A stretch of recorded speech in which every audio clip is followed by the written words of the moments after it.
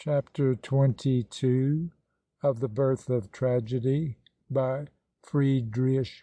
Nietzsche. Recording is in the public domain. Chapter 22. Let the attentive friend picture to himself, purely and simply, according to his experiences, the effect of a true musical tragedy.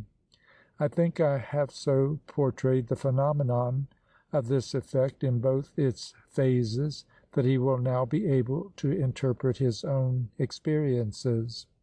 For he will recollect that with regard to the myth which passed before him, he felt himself exalted to a kind of omniscience, as if his visual faculty were no longer merely a surface faculty, but capable of penetrating into the interior, and as if he now saw before him, with the aid of music, the ebullitions of the will, the conflict of motives, and the swelling stream of the passions, almost sensibly visible, like a plenitude of actively moving lines and figures, and could thereby dip into the most tender secrets of unconscious emotions.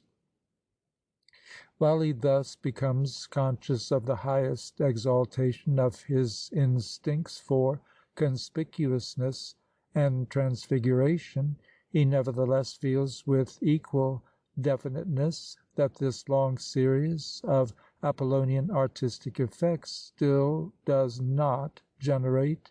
the blissful continuance in will-less contemplation which the plasticist and the epic poet, that is to say, the strictly Apollonian artists, produce in him by their artistic productions, to wit, the justification of the world of the individuatio attained in this contemplation, which is the object and essence of Apollonian art.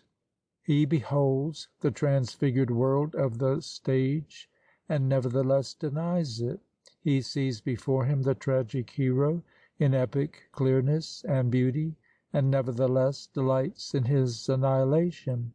He comprehends the incidents of the scene in all their details, and yet loves to flee into the incomprehensible. He feels the actions of the hero to be justified, and is nevertheless still more elated when these actions annihilate their originator. He shudders at the sufferings which will befall the hero, and yet anticipates therein a higher and much more overpowering joy. He sees more extensively and profoundly than ever, and yet wishes to be blind. Whence must we derive this curious internal dissension, this collapse of the Apollonian apex, if not from the Dionysian spell, which, though apparently stimulating the Apollonian emotions to their highest pitch, can nevertheless force this superabundance of Apollonian power into its service? Tragic myth is to be understood only as a symbolization of Dionysian wisdom by means of the expedients of Apollonian art. The mythus conducts the world of phenomena to its boundaries, where it denies itself, and seeks to flee back again into the bosom of the true and only reality, where it then, like Isolde, seems to strike up its metaphysical swan song. In des Wandermeers wogendem Schwal, in der Duft Wellen, tönenden Schal, in des Weltatems, wehendem all, ertrinken, versinken, unbewusst, höchste Lust.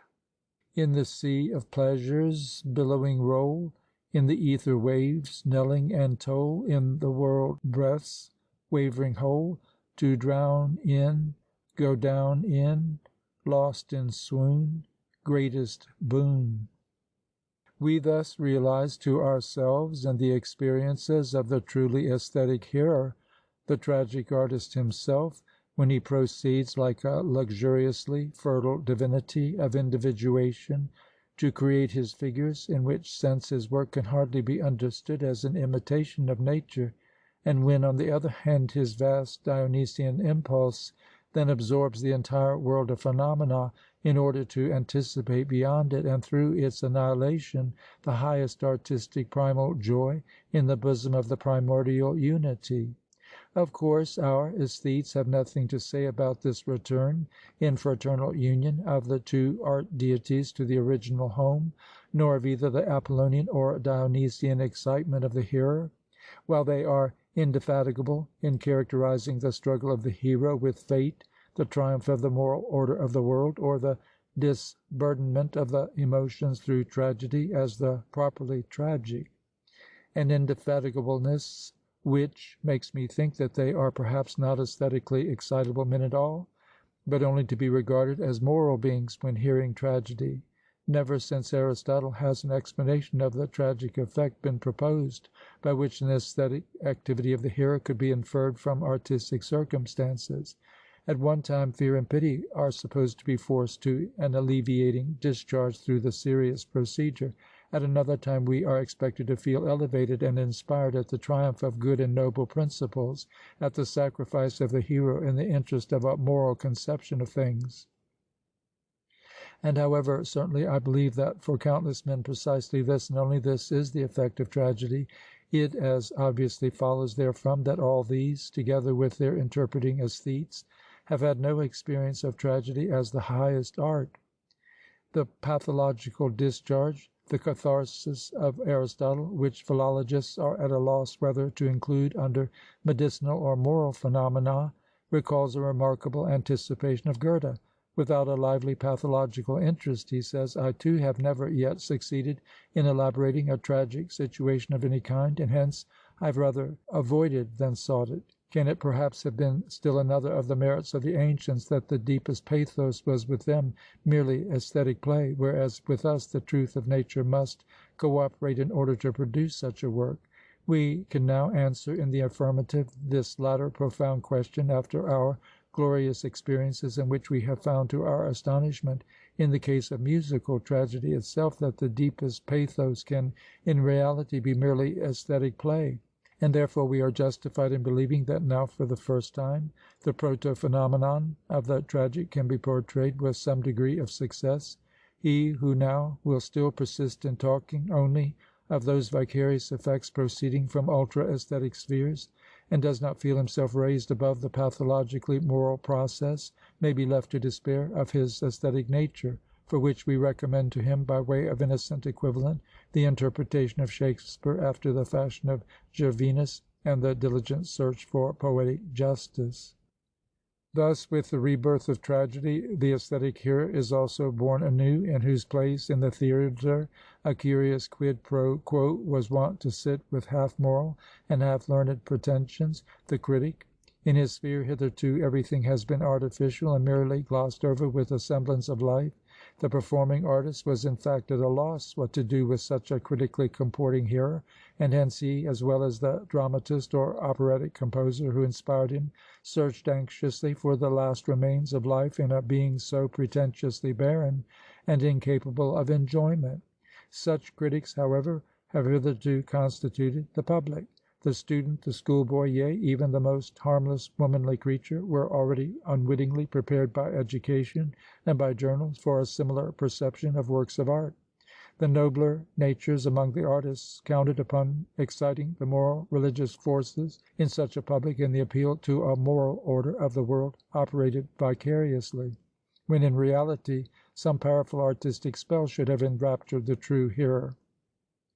Or again, some imposing, or at all events exciting tendency of the contemporary political and social world was presented by the dramatist with such vividness that the hearer could forget his critical exhaustion and abandon himself to similar emotions as in patriotic or warlike moments before the tribune of Parliament, or at the condemnation of crime and vice, an estrangement of the true aims of art which could not but lead directly now and then to a cult of tendency. But here there took place what has always taken place in the case of factitious arts, an extraordinary, rapid, deprivation of these tendencies, so that, for instance, the tendency to employ the theatre as a means for the moral education of the people, which in Schiller's time was taken seriously, is already reckoned among the incredible antiquities of a surmounted culture. While the critic got the upper hand in the theatre and concert hall, the journalist in the school, and the press in society, art degenerated into a topic of conversation of the most trivial kind, and aesthetic criticism was used as the cement of a vain, distracted, selfish, and moreover piteously unoriginal sociality, the significance of which is suggested by the Schopenhauerian parable of the porcupine, so that there has never been so much gossip about art and so little esteem for it. But is it still possible to have intercourse with a man capable of conversing on Beethoven or Shakespeare? Let each answer this question according to his sentiments. He will at any rate show by his answer his conception of culture, provided he tries at least to answer the question, and has not already grown mute with astonishment. On the other hand, many a one, more nobly and delicately endowed by nature, though he may have gradually become a critical barbarian in the manner described, could tell of the unexpected as well as totally unintelligible effect which a successful performance of Lohengrin, for example, exerted on him,